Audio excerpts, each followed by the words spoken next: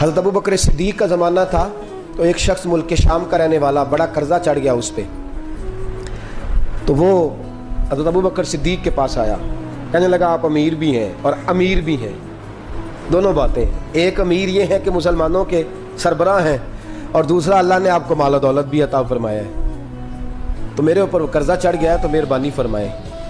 وہ کہتا ہے حضرت صدیق اکبر نے میرا ہاتھ پکڑا، گھر کے اندر لے گئے، باہر سے دروازہ بڑا اعلیٰ تھا لیکن گھر کے اندر گیا تو چارپائی بھی کوئی نہیں تھی، کھجور کی چٹائیاں بچھی ہوئی تھی، کھجور کی چھال کی، اور وہ بھی پھٹی ہوئی۔ فرماتے ہیں سیدنا صدیق اکبر نے بٹھا لیا مجھے اور مجھے کہنے لگے یار تجھے ایک عجیب بات نہ بتاؤں؟ تو بتائیے۔ فرمانے لگے 3 دن ہو گئے میں نے اناج کا دانہ بھی نہیں کھایا، کھجور کے اوپر گزارا کر لیتا ہوں میں، آج کل حالات میرے ٹھیک نہیں ہیں۔ لگا جی پھر میں کیا کروں؟ تو آپ فرمانے لگے تو عثمان غنی کے پاس جاؤ۔ کس کے پاس؟ شخص کہنے لگا جی مجھے تو بہت سارے پیسے چاہیے۔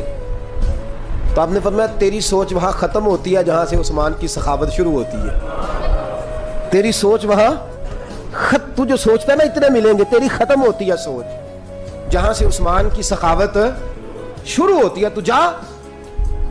کہنے لگا جی آپ کا نام لوں؟ فرمایا ضرورت ہی نہیں پڑے گی۔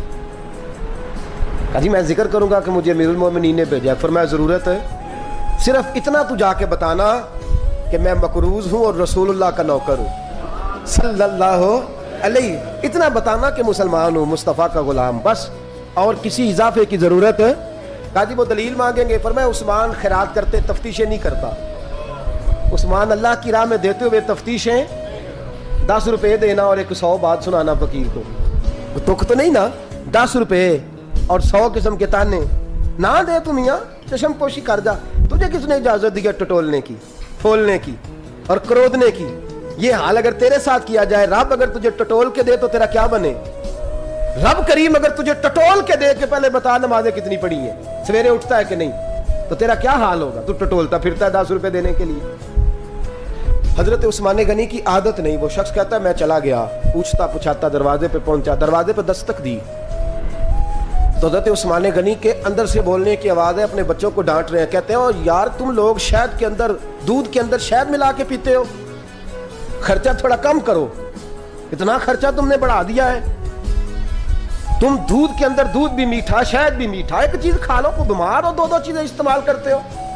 کہتے ہیں میں نے کہا ابو بکر تو بڑی باتیں بتا رہے تھے، اور اس قسم کے کئی واقعات حضرت عثمان غنی کے ساتھ ہوئے، وہ تو بڑی باتیں بتا رہے تھے اور یہ آدمی دودھ شہد سے لڑائی کر رہا ہے اور مجھے کئی ہزار درہم چاہیے، دینار چاہیے، مجھے دے گا؟ فرماتے ہیں اب وہ ڈانٹ کے باہر آئے، میں دروازے پہ تھا، آتے ہی کہنے لگے میں آیا نا تو جب میں نے السلام علیکم کہا تو وہ سمجھ گئے میں مسلمان ہوں۔ کہتے ہیں وعلیکم کہا تو پہلا جملہ انہوں نے جو بولا وہ ان کے بڑے پن کا مظاہرہ تھا۔ کہنے لگے بچوں کو ایک بات سمجھانی تھی، آنے میں مجھے 1.5-2 منٹ لگ گئے، تو دروازے پہ کھڑا رہا، مجھے معاف کر دینا۔ بڑے لوگوں کی بڑی باتیں، بڑے لوگوں کی بڑی باتیں، اتنا بڑا قد ہے اتنا بڑا اخلاق ہے۔ کہنے لگے تجھے ایک بات بچوں سے کرنے لگ گیا تھا، تجھے انتظار کرنا پڑا، ذرا درگزر کرنا۔ کہتے ہیں پھر انہوں نے دروازہ کھولا، جو اس وقت ان کا ماحول تھا حویلی کا، ڈرائنگ روم کا، جو بھی، مجھے بٹھایا۔ کہتے ہیں میرے لیے جو پہلی چیز آئی وہ دودھ کے اندر شہد ڈال کے وہ لائے۔ کہتے ہیں میرے دل میں خیال آیا گھر میں جھگڑا کر رہے تھے، مجھے پلایا، اس کے بعد کھجوروں کا حلوہ آ گیا۔ کہتے ہیں میں نے کہا بچوں کو کہہ رہے تھے ایک میٹھی چیز استعمال کرو، میرے لیے 3 آ گئی ہیں، 3 آ گئی، عجیب شخص ہے۔ کہتے ہیں میں لیکن ابھی میرا تصور جمع نہیں، میں نے کہا اتنا تگڑا نہیں جتنا حضرت ابو بکر نے بتایا ہے۔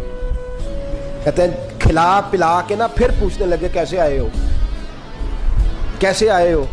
تو کہتے ہیں میں نے کہا کہ جناب میں مجبور ہوں، آج بہت سارے لوگ ہیں نا جن کے پاس کسی کی بات سننے کا ٹائم ہی نہیں، کہتے ہیں موٹی موٹی بات کریں، آخری۔ حضرت عثمان غنی پوری کھلا پلا کے کہنے لگے کیسے آنا ہوا؟ کہتے میں نے کہا جی میں مسلمان ہوں، ملک کے شام کے مضافات کے ایک گاؤں کا رہنے والا ہوں، کچھ کاروباری مشکلات آئیں تو میں مقروض ہو گیا، میرے اوپر قرضہ ہے، مجھے کچھ پیسوں کی حاجت ہے۔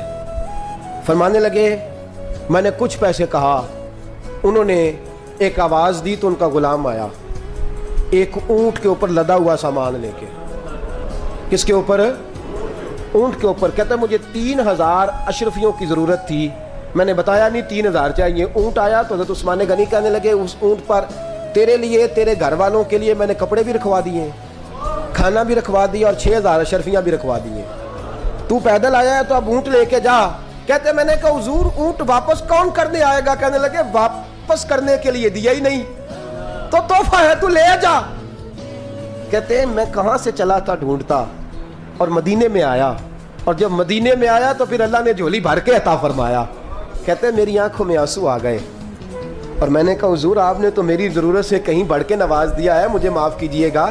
میں سوچ رہا تھا کہ دودھ شاید پہ گھر میں لڑائی ہو رہی ہے. آپ فرمانے لگے رب نے جو مجھے پیسے دیے ہیں اس لیے نہیں دیے کہ میری اولادیں موج مستی کرتی پھرے, میرے مالک نے مجھے نوازا ہے تاکہ میں محمد عربی کی امت کی نوکری کروں صلی اللہ علیہ. یہ سخاوت کا حال. فرماتے میں نے نہیں بتایا کہ مجھے سیدنا صدیق اکبر نے بھیجا ہے. فرماتے میں دروازے تک گیا تو میں نے کہا شکریہ, جزاک اللہ, آپ کی مہربانی. تو مسکرا کے فرمانے لگے میرا شکریہ ادا نہ کر, ابو بکر صدیق کا کر. میرا نہ شکریہ ادا کر, شکریہ ابو بکر صدیق کا جس نے تجھے یہ رستہ دکھایا ہے.